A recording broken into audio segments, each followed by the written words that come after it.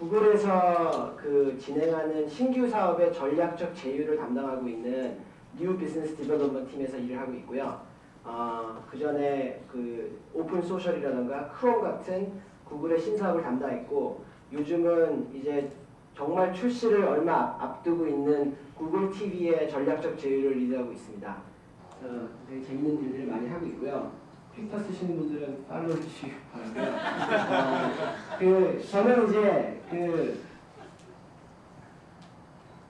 아주 어렸을 때 미국에 있었는데 정규 교육은 다 한국에서 받았습니다. 그래서 연세대학교를 졸업을 했고요. 연세대학교 졸업하고는 삼성전자에서 해외 영업 일을 했습니다. 휴대폰. 그리고 더 큰 물로 오고 싶어서 UC 버클리에서 MBA를 하고, 그리고 구글 종자의 신규 사업 제휴팀으로 오게 되었습니다. 근데 뭐 오늘은 제 얘기를 하려는 건 아니고요. 오늘 제가 하고 싶은 얘기는 실리콘밸리라는 곳에 대한 얘기입니다. 실리콘밸리라는 곳에 얘기. 실리콘밸리가 어디냐면은 여기가 샌프란시스코고, 우리 흔히 샌프란시스코 베이에리아라고 얘기를 하는 곳인데, 여기가 실리콘밸리입니다. 그래서 우리가 아는 뭐 구글, 애플, 인텔, 페이스북, 트위터, 오라클, 시스코, 야후, 우리가 굉장히 그동안 테크계의 이노베이션을 이끌었던 대부분의 회사들이 실리콘밸리에 있다고 해도 과장이 아니고요. 근데 이 실리콘밸리라는 곳이 크게 보면은 굉장히 작은 부분이에요, 미국 전체에서. 근데 이거를 전 세계로 보면 전도 아닌 곳이란 말이에요. 근데 어떻게 이렇게 작은 곳에서 그렇게 많은 이노베이션이 일어날 수 있을까? 라는 얘기를 오늘 하고 싶습니다. 근데 굉장히 많은 이유가 있을 거예요. 굉장히 많은 이유가 있을 거고, 그거를 저희가 오늘 짧은 시간 내에서 다루기는 한계가 있을 겁니다. 그리고 그 많은 이유들을 다 이해하고 다 설명하기에는 저는 굉장히 부족하다고 생각을 합니다. 하지만은 제가 그동안 구글에서 일하면서, 실리콘밸리에서 일하면서 제가 경험하고 느낀 것을 바탕으로 몇 가지 이야기만 해보려고 합니다. 그래서 크게 두 가지 얘기를 하려고 그러는데요. 첫 번째는 일하는 문화에 대한 얘기입니다. 일하는 문화에 대한 얘기인데, 더 구체적으로 얘기하면은 마음껏 일할 수 있는 문화를 제공해요. 정말 마음껏 자기 일을 할 수 있는 문화. 그리고 두 번째는 창업에 관한 얘기인데, 사업가들이 창업을 할 수 있는 환경에 관한 얘기를 하려고 합니다. 먼저 마음껏 일하는 문화에 대해서 얘기를 해볼게요. 제 생각에는 이노베이션이라는 거는 컵케이크과도 같다고 생각을 해요. 무슨 얘기냐면은 우리 이노베이션 하자, 그래서 이노베이션 절대 일어나지 않습니다. CEO가 우리는 앞으로 이노베이션을 해야 됩니다, 그런다고 해서 이노베이션 절대 일어나지 않아요. 이노베이션 어떻게 일어나냐면은 회사에서 일하는 생각하는 개인들이 내가 하고 있는 일을 어떻게 더 잘할 수 있을까라는 고민에서 자연스럽게 생기는 게 이노베이션입니다. 우리 유저가 갖고 있는 불편함을 해결하기 위해서 뭘 해야 될까? 아니면은 우리 사업 영역을 확장하기 위해서 뭘 해야 될까? 내가 갖고 있는 지금 굉장히 불합리한 프로세스를 개선하기 위해서는 뭘 해야 될까? 그런 생각 속에서 자연스럽게 나오는 게 이노베이션이고, 이런 자연스러운 이노베이션이 생기려면은 마음껏 일을 할 수 있는 환경이 주어져야 돼요.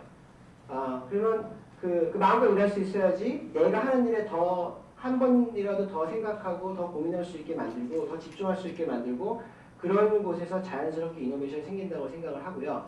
그럼 실리콘밸리 회사들은 어떤 식으로 그렇게 마음껏 일할 수 있는 환경을 만들어 가는지에 대한 이야기를 시작하겠습니다. You don't need to be at your desk to need an answer. 이거는 구글의 10계명이라는 게 있어요. 구글의 10계명 중에 하나인데, 답을 찾기 위해서 자리에 꼭 앉아있을 필요가 없다는 거예요. 그게 무슨 말이냐면은 시간과 장소에서 자유로워야 됩니다. 이제 일부 회사들은 페이스타임이니까 몇 시에 출근해서 몇 시에 퇴근하고, 얘가 자리를 얼마나 앉아있고 자리를 얼마나 비어있는지, 우리 흔히 말하는 페이스타임을 굉장히 중요하게 생각하는 회사들이 많이 있어요. 우리 한국에서는 이 어디 갔어? 그리고 대변되는 부담이다. 여기 어디 갔어? 사모님 찾으시는데 빨리 오셔야 되는 건데, 그걸로 대변되는 문화가 있는데, 이 실리콘밸리 회사의 특징 중에 하나는 몇 시에 와서 몇 시에 퇴근을 하는지, 어디에서 일을 하는지 전혀 신경을 안 써요. 일할 때는 오히려 섭섭하게 느껴질 정도로 내가 어디 있고 몇 시에 있고 전혀 관심도 없어요 거기에 대해서. 중요한 건 뭐냐면은 얘가 뭘 하는 사람이고 얘가 일을 해야 될 일을 어떻게 하고 있고 거기서 어떤 결과를 내고 성과를 내는지가 중요한 거기 때문에 어디서 일하는지 전혀 관심이 없습니다. 그래서 뭐 회사에 굳이 나갈 일이 없는 날은 집에서 일도 하고 내 개랑 잔디밭에서 일도 하고 카페 안에서 일도 하고 중요한 거는 내 할 일을 어떻게 하고 어떤 성과를 내냐는 거거든요. 아까 우리 드림웍스 비디오에서도 보셨지만 막 게임하고 그런 것들이 있지 않습니까? 그런 모습들이 뭐 구글뿐만 아니라 셀컴에 나뉘어서 굉장히 자연스러운 모습 중에 하나예요. 근데 그러한 환경을 만들어 주려면은 기본적으로 두 가지가 돼야 돼요. 첫 번째는 내 성과에 의해서 나를 평가해야 돼요. 나라는 사람을 평가하는 거는 페이스타임도 아니고 내가 어떤 일을 하는데 어떻게 해서 어떤 성과를 냈냐. 그 성과를 가지고 철저하게 나를 평가했을 때만이 시간과 장소에서 자유로울 수 있습니다. 그리고 그렇게 성과에 의해서 평가했을 때만 회사가 쓸데없이 직원들을 통제하거나 관리할 이유도 없어지고 그럴 필요 없어져요. 그래서 그 평가는 꼭 윗사람만 하는 것이 아니라 우리 흔히 그 360 evaluation이라고 많이 말하는데 나랑 같이 일하는 옆부서 사람들 나를 평가를 하고 내 밑에서 나한테 리포트하는 사람 나를 평가하고 다방면적인 나와 같이 일을 하는 사람들이 내가 하고자 하는 일을 성공적으로 만들기 위해서 같이 일하는 사람들이 나를 평가했을 때 그게 진정한 성과 평가가 된다고 생각을 하고 역시 또 성과 평가를 하려면은 그 퍼포먼스로 그 평가를 하려면은 내가 어떤 일을 해야 되는지 나의 objective도 굉장히 분명히 세우는 것도 굉장히 중요하고 또 역시 평가를 할 때는 냉정하게 평가하는 것도 굉장히 중요합니다. 그래서 그런 이 퍼포먼스 베이스로 평가하는 게 중요하고 두 번째는 스케줄이에요. 이게 페이스타임이 중요하지 않다는 게 같이 만나서 일을 하는 게 중요하지 않다는 걸 안다. 그 두 가지 개념을 절대 혼돈하시면 안 돼요. 같이 모여서 우리가 해야 될 일을 토론하고 협의하고 결정하고 하는 일은 얼굴을 보면서 굉장히 중요한 일입니다. 중요한 거는 그렇게 만나는 시간이 미리 정한 스케줄에 따라서 움직여야 돼요. 그래서 예를 들어서 우리는 내일 3시, 목요일날 3시에 만나서 어떤 주제에 대해서 디스커션을 하자. 아니면은 우리 팀 미팅은 화요일날 오전 10시에 매주 어디서 1시간씩 모여서 한다. 이 프로젝트의 보고는 언제 몇 시에 어디서 한다. 내가 언제 어디 있어야 되는지를 알고 그리고 그거를 내가 관리할 수 있을 때 내 시간의 매니지가 가능해요. 그래서 이건 꼭 실리콘밸리 회사뿐만 아니라 많은 회사들이 많이 쓰는 것이지만은 아웃룩이라든가 구글 캘린더 등을 이용해서 간단하게 무슨 협의나 전화를 하고 싶더라도 캘린더 서로 보고 비어있는 시간 봐서 이때 우리 이 얘기로 협의하고 싶어도 괜찮냐 예스 노 해가지고 움직이는 그 시스템들을 많이 활용하고 있지 않습니까? 그래서 내가 언제 어디에 있어야 되는지를 알고 그거를 내가 통제할 수 있을 때 페이스타임에서 자유로워질 수 있습니다. 그리고 그럴 때 이제 페이스타임에서 자유로워질 수 있고 그럴 때 이제 우리 지금 미팅하자 지금 모여 이런 말을 걱정할 필요가 없게 됩니다. 그래서 나의 성과에 의해서만 나를 평가하고 페이스타임에 구애받지 않고 그리고 스케줄에 따라서 내 시간을 관리하면서 움직일 때 내 일을 마음껏 할 수 있습니다. 그럴 때 내가 해야 될 일을 어떻게 잘할 수 있을지 내가 기여할 수 있는 건 뭔지 내가 풀어야 될 숙제는 어떻게 풀어야 될지에 대해서 한 번 더 고민할 수 있게 만들고 그러는 과정 속에서 이노베이션이라는 게 일어난다고 생각을 합니다. 그리고 아까 우리 잠깐 다루기도 했지 전 발표에서 나오긴 했지만은 또 구글에는 20% 프로젝트라는 게 있습니다. 그래서 아예 이런 새로운 생각들을 할 수 있는 시간을 아예 보장해 주는 것도 있어요. 이것도 3M의 15% 프로젝트가 더 유명한 예인 걸로 알고 있는데 뭐냐면은 나의 시간의 20%는 새로운 걸 할 수 있게 해줘요. 물론 아무거나 할 수 있는 건 아닙니다. 물론 이게 그만한 영향가가 있다고 판단이 돼야 되는 거고 그리고 내가 20% 시간에 써가지고 하는 일의 성과도 나의 평가의 일부로 포함되는 것이죠. 예를 들어서 개발자가 새로운 서비스를 내가 개발을 해보고 싶다. 좋은 아이디어가 있어서 그러면 20% 시간에 그걸 개발해요. 그게 잘 됐을 경우에는 그게 기존 제품에 추가 기능으로 들어갈 수도 있는 거죠. 제일 대표적인 예가 뭐냐면은 지메일 다 아시죠? 지메일이 어떻게 생겼냐면은 몇 명 구글 직원들이 우리 더 좋은 웹 메일 서비스를 만들어 보자라는 생각으로 20% 시간을 써가지고 만들기 시작한 게 지메일이에요. 결국 지금은 구글의 가장 대표적인 제품 중에 하나가 되지 않았습니까? 그래서 자발적으로 나의 시간의 일부를 새로운 것을 쓸 수 있게 보장해 줬을 때 굉장히 창의적인 생각들이 나올 수 있고, 그럴 때 또 새로운 생각들이 제품이나 서비스를 구현될 수 있다고 생각을 합니다. 뭐 하나 간단하게, 저도 약간 참여를 한 20% 프로젝트인데 이거 그냥 예로 보여드리는 건데, 이게 리퀴드 갤럭시라는 게 뭐냐면은 구글 얼스를 이 큰 모니터 8개로 홀로덱처럼 만들어가지고 그 안에서 내비게이트 할 수 있게 만드는 거예요. 그래서 마치 이렇게 마치 내가 에펠탑에 실제 가 있는 거나 아니면 내가 실제로 날아다니는 것처럼 느끼게 해주는 그런 간단한 프로젝트인데, 뭐 이런 게 그 대표적인 예 중에 하나라고 볼 수 있습니다.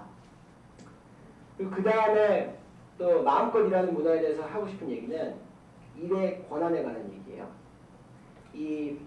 우리가 회사의 직급을 아주 그냥 심플하게 나눠보면은 매니지먼트가 있어요. 임원들이죠. 그 매니저들이 있습니다. 매니저들은 실제로 일을 하는 사람들이고, 어소시에이트는 이제 회사 처음 들어와서 매니저들을 도와가면서 일하는 사람들이 간단하게 이렇게 아주 심플리파이 하면은. 근데 실리콘밸리 회사들은 다 그런 건 절대 아니지만 이 매니저층이 굉장히 두꺼워요. 그리고 매니저층이 굉장히 파워풀합니다. 매니저들한테 실제로 일을 진행하는 사람들한테 그만한 권한을 줘요. 그 대신 책임도 줍니다. 그래서 내가 특정 제품을 담당하는 프로덕트 매니저라 그러면 그 제품에 있어서의 책임과 권한은 그 프로덕트 매니저가 가져갑니다. 내가 특정 딜을 담당하는 저 같은 비즈니스 디벨롭먼트 매니저다. 그러면 그 딜에 있어서의 칼자루를 쥐어줘요. 물론 윗사람들의 리뷰와 어프로브를 받아서 진행하면 당연하죠. 회사니까. 하지만은 실제로 일을 진행하는 사람이 판단을 할 수 있게 해줘요. 그러니까 누구보다 그 일을 제일 잘하는 사람이고 그 일을 실제로 진행할 사람들한테 책임과 권한을 줬을 때 올 수 있는 효율이나 그런 효과는 굉장히 크다고 생각을 합니다. 그래서 또 그랬을 때 정말 내가 주인의식을 가지고 내 일을 할 수 있고, 그랬을 때 그냥 시킨 일을 하는 것 이상의 새로운 아이디어와 이노베이션들이 일어날 수 있다고 생각을 합니다. 그러면 그래서 이렇게 디시전을 만들 수 있는 그 권한을 주는데, 그러면 매니지먼트는 뭘 하냐? 매니지먼트는 그 일을 제일 잘할 수 있는 매니저한테 그 일을 할 수 있는 권한을 주고 올바른 의사결정을 할 수 있게 가이드를 해줍니다. 그리고 이 매니저가 그만큼 일을 잘했을 때 거기에 대한 확실하게 이 보상을 해주는 거고요. 그래서 중요한 게 뭐냐면은 매니저가 매니지먼트를 보조하고 수행하면서 매니지먼트가 올바른 의사결정을 할 수 있게 서포트해주는 게 아니라 매니지먼트가 매니저가 올바른 의사결정을 할 수 있게 가이드해주는 문화. 이게 제 생각에는 실리콘밸리의 많은 회사들이 계속 덩치가 커짐에도 불구하고 계속해서 새로운 아이디어들이 나올 수 있는 그 문화를 유지할 수 있는 큰 바탕 중에 하나라고 생각을 합니다. 그리고 매니지먼트 얘기 나왔으니까 우리 매니지먼트 얘기 잠깐만 더 해보면은 또 하나의 그 특징 중에 하나는 매니지먼트가 굉장히 오픈돼 있어요. 그래서 그게 무슨 말이냐면 좋은 예가 이제 구글 예를 또 들어보면은 제가 구글에서 일하기 때문에 실리콘밸리 얘기를 하지만은 많은 예가 저희 회사 얘기일 수밖에 없으면 이해를 해주시고요. 매주 금요일마다 구글 경영진들이 나와서 그 모든 직원들한테 그 주에 있었던 주요 이슈에 대해서 이야기를 해요. 그래서 칭찬할 거는 같이 칭찬하고 비판할 거 같이 비판을 합니다. 그리고 그런 자리에서 직원들이 자유롭게 질문을 할 수 있는데 아주 공격적이고 단도직입적인 질문들을 경영진들한테 해요. 그리고 경영진들은 거기에 대해서 오픈되고 솔직하게 대답을 합니다. 또 하나의 예는 이제 분기마다 이사회에서 이 보드 오브 디렉터한테 그 실적 발표를 한단 말이에요, 이사회한테. 근데 그 실적 이사회한테 발표하는 자료를 역시 직원들한테 똑같이 해줘요. 따로 별도 세션을 마련해서. 이 회사의 현재 상황과 회사의 미래 방향에 대해서 투명하게 얘기를 할 때 직원들은 주인의식을 갖게 되는 것 같습니다. 그리고 아까 말한 거랑 비슷하게 그렇게 주인의식을 가졌을 때 시키는 일을 하는 것뿐만 아니라 나의 회사하고 그만큼 더 책임감을 가지고 일을 할 수 있고, 그랬을 때 마음껏 일할 수 있는 문화가 만들어진다고 생각을 합니다. 그래서 그 지금까지가 제가 첫 번째 얘기한다는 그 마음껏 일할 수 있는 문화에 대한 얘기였고요.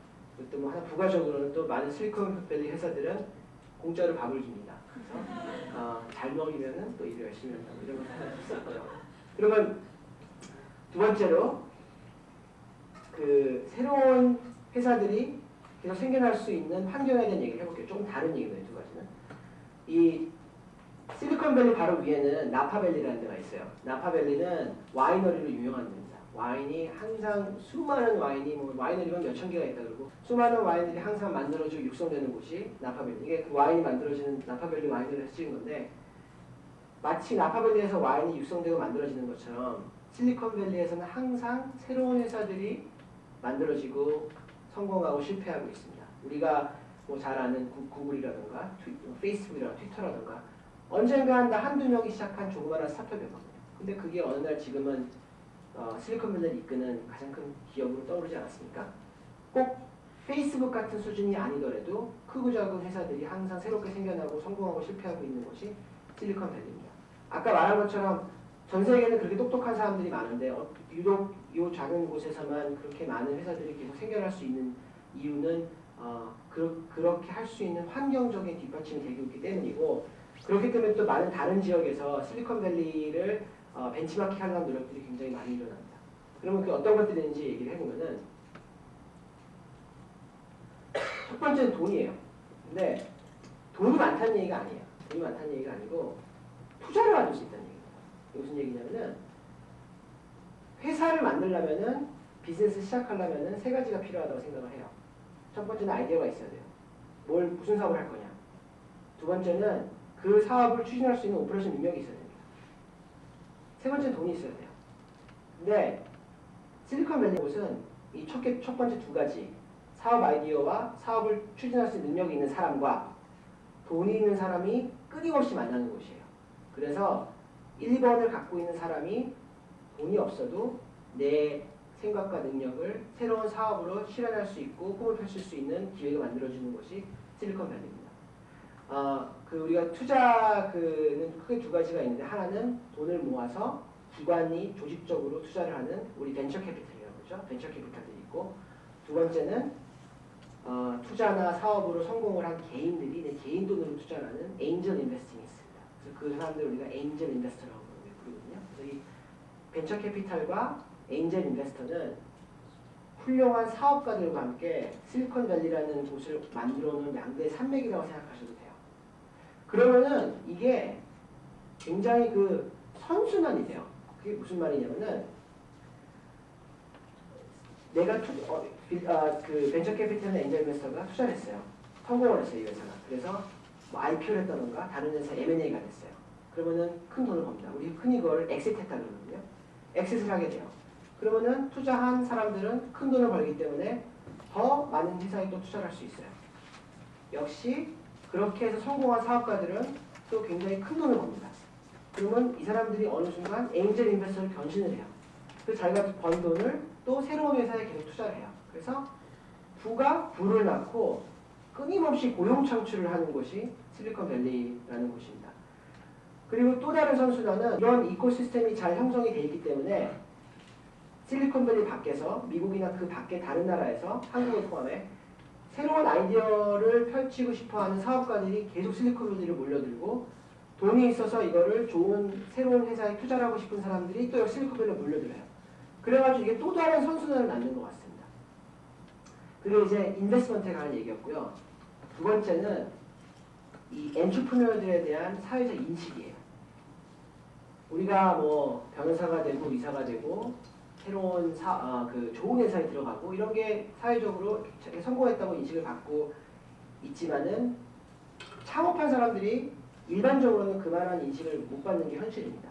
하지만은 실리콘밸리라는 곳은 워낙 성공한 사람들이 많고 사업에 성공한 사람들이 많고 그리고 사업이라는 게 얼마나 어렵고 아무나 할 수 있는 게 아니라는 걸 알고 있기 때문에 그 사업을 한다는 거가 사회적으로 굉장히 높게 인식돼 있어요. 그렇기 때문에 젊은 청년들이 능력이 똑똑한 젊은 청년들이 꼭 변호사, 의사, 좋은 회사에 들어가는 것만 옵션을 보고 있는 게 아니라 새로운 내 아이디어로 창업을 하는 거를 새로운 옵션을 보고 있어요. 그래서 우리 오후에 얘기한 우리 정세주 대표 같은 이런 능력 있고 저기 야망 있는 청년들이 새로운 사업을 계속 시작하게 만듭니다.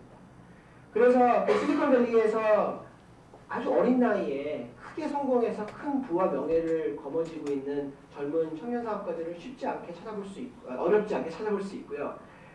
그리고 그 역시나 그렇게 해서 더 많은 사업가들이 성공을 하면은 또 다른 젊은 청년들을 인스파이어 하기 때문에 더 많은 사업가가 생겨나고 있기 때문에 아까 말한 선순환이 여기서도 똑같이 이루어집니다. 그래서 뭐 이상을 제가 간단하게 준비한 그 실리콘밸리의 경쟁력에 대한 얘기였고요. 회사를 하시는 분이나 회사를 다니시는 분이나 아니면 이제 학교를 다니면서 곧 사회로 나아가시려는 분들한테 도움이 될 수 있는 얘기였으면 좋겠고요. 마지막으로 이 실리콘밸리라는 곳은 다른 어떤 인더스트리보다 에이시안들의 위치가 높습니다. 에이시안들이 물론 인도계, 중국계들이 많이 있지만은 한국계들도 이제는 좋은 회사에 좋은 자리에 많이 위치를 하고 있고요. 그리고 한국계 창업하시는 사업가들도 많이 나타나고 있습니다. 근데 아직 우리가 코리안들이 실리콘밸리 리더라고 말할 단계는 아직 아닙니다. 그렇죠? 아까 말씀드렸다시피 이노베이션은 작은 곳에서 나와요.